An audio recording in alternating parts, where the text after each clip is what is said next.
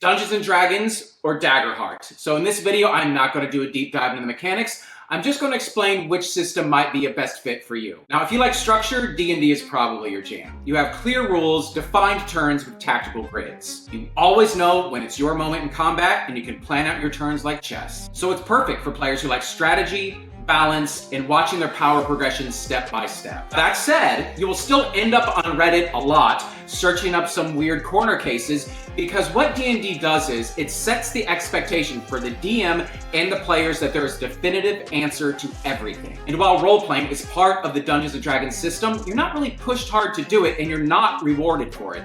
It's more of a do whatever your table is comfortable with. On the other hand, Daggerheart is collaborative storytelling. There's not even a turn order in combat, you just act when it makes sense narratively, which actually makes combat more entertaining and more engaging. But here's the catch. Daggerheart forces you to be proactive. If you are tentative or shy at the table, you are going to find the spotlight system very intimidating. Plus, this could also leave the door wide open for alpha players who are going to hog the spotlight because the game can kind of favor the quick-witted and the loud.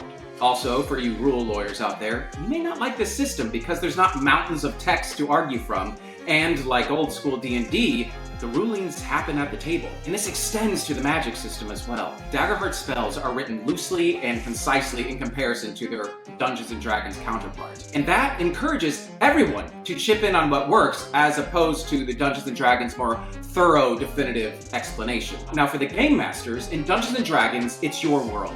The players are a part of it, and you are guiding them through it, and you usually need to have a very strong grasp of the rules. Now in Daggerheart, the Game Master is kind of like the co-author of the story, reacting and adapting, giving the players more agency. Now this requires the Game Master to be a little bit more flexible and quick on their feet, and also open to the idea of giving over some control of the story to the players. Because every role in Daggerheart invites narrative flair and improvisation. Now that said, that is not mandatory. You can still just roll the dice, see if you hit or miss, see what resources are tallied, and then move on to the next player. So, who should play what? If you like tactical combat, dungeon crawls, long campaigns, and mountains of published material, Dungeons & Dragons may be your game. But if you want a game that rewards role-playing freedom, collaborative storytelling, emotional stakes, player-driven drama, then Daggerheart may be a better fit. Both are great systems with plenty of crunch and a lot of room for play. So it just comes down to flavor. Do you want chocolate or vanilla? Final Fantasy or Zelda? Are you a chess club kid or a theater kid? And why are you taking advice from me?